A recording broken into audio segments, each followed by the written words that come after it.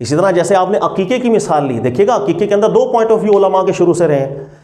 بعض عقیقے کے حوالے سے احادیث جو ہیں اس کو قبول کرتے ہیں، ان کے دل میں ایک جزم پیدا ہوتا ہے کہ یہ حدیث سند میں بھی ٹھیک ہے، متن میں بھی ٹھیک ہے، وہ قبول کر لیتے ہیں اس حدیث کو، جس میں امام شافعی، امام احمد بن حنبل ہیں.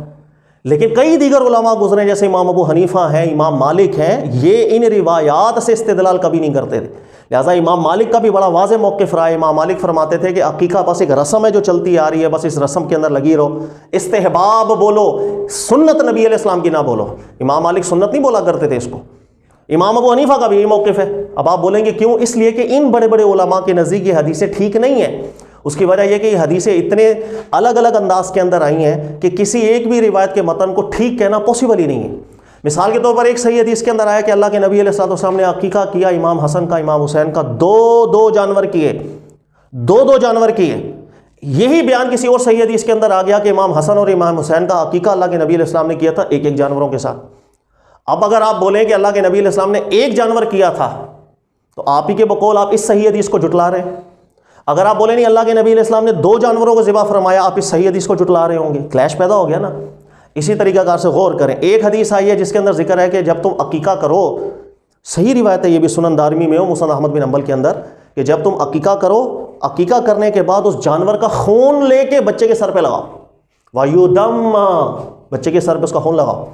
اور جس راوی نے اس حدیث کو روایت کیا اس نے طریقہ بھی بتایا آگے کہ خون کیسے لگانا ہے. پہلے جانور کو ذبح کرنا ہے، پھر ایک روئی لے کے آنی ہے، اس روئی کا گرم گرم خون لینا ہے، پھر بچے کی پیشانی پہ رکھ کے یوں سیدھی لائن لگا دینی ہے.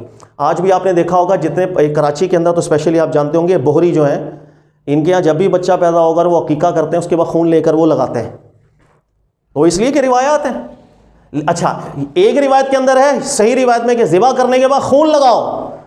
ابو داؤد کی صحیح روایت کے اندر ذکر ہے، صحابی کہتے ہیں زمانہ جاہلیت کے اندر ہم لوگ ذبح کر کے خون لگاتے تھے، لیکن اسلام لانے کے بعد ہم نے یہ حرکت کرنا چھوڑ دی. یعنی ایک صحیح روایت کے اندر کہہ رہی ہے کہ ذبح کرنے کے بعد خون لگاؤ، ایک صحیح روایت کہہ رہی ہے زمانہ جاہلیت کی بات تھی. اگر آپ زمانہ جاہلیت کی بات مانیں تو آپ اس صحیح حدیث کو چھوڑیں، اگر آپ اس کو مانیں اس صحیح حدیث کو چھوڑیں. کلیش پیدا ہونے لگ گیا. پھر حیرانی والی بات ہے، ایک صحیح حدیث کے اندر ذکر ہے کہ جب آپ نے قربانی عقیقہ کرنا ہے تو عقیقے کے اندر آپ نے بکری کرنی ہے یا جانور کرنا ہے، بکرا بکری. لیکن موطا امام مالک کی روایت ہے ایک صحابی سے، وہ کہتے ہیں کہ عقیقہ کرو چاہے چڑیا ذبح کر دو. عقیقہ کرو اس میں چڑیا بھی کرنی چاہو کر لو، ولو بھی عصفور، چاہے چڑیا کر لو. تو سوال یہ ہے کہ اس صحیح روایت کو مانے تو بکرا بکری اس سے عقیقہ ہوگا، اس صحیح روایت کو مانے موطا امام مالک کی تو چڑیا سے بھی عقیقہ ہو جائے گا. آپ کو کوئی نہ کوئی صحیح حدیثیں چھوڑنی تو پڑتی ہیں. یہ مسئلہ اس نوعیت کا ہے کہ عقیقے کے باب سے متعلق جو روایات آئی ہیں اس روایات کے اندر متن کے اندر بڑا کلیش رہا ہے.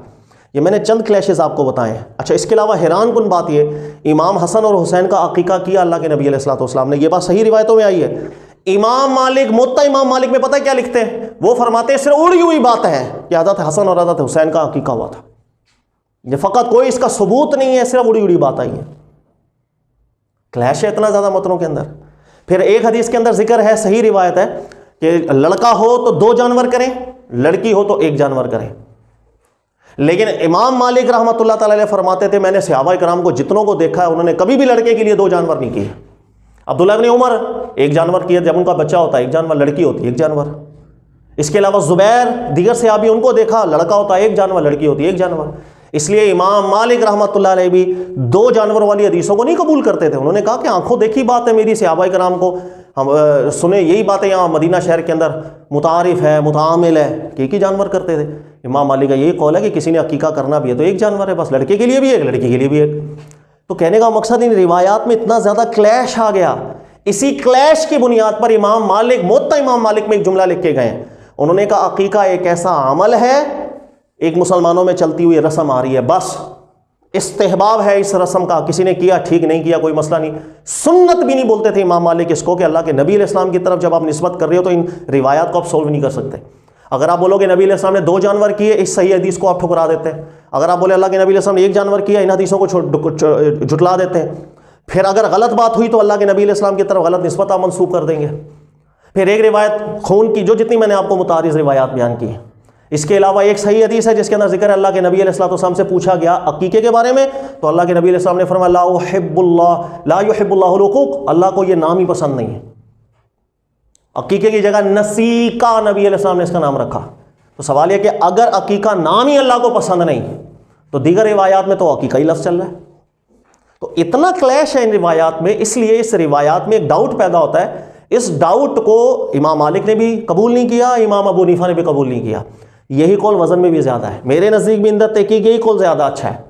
لیکن جن دیگر علماء کے نزدیک ان روایات میں سے عقیقے والی روایتوں پر جزم پیدا ہوتا ہے، ان کے استدلال اور تحقیق میں وہ اس پر عمل کرتے ہیں. آپ کے سامنے اختلاف رائے پیدا ہوتا ہے، آپ دیکھیں آپ کو جو قول زیادہ مناسب لگے اس پر عمل کر لیں. اس سے کوئی منکر حدیث نہیں ہو جاتا. اللہ تعالیٰ میں سمجھنے کی توفیق دے. اتنے گاڑی سوچے نہیں سوچا کریں فلاں منکر حدیث فلاں. یہ ہر ایک کو آخرت کی فکر ہے، ہر ایک نے جانا ہے اور اللہ کی بارگاہ میں جواب دینا ہے. بات صرف اتنی ہے، ایک بات غلط لگ رہی ہے اس کو غلط بولیں گے، چاہے روایت کے اندر ہے چاہے کسی اور کتاب میں ہے.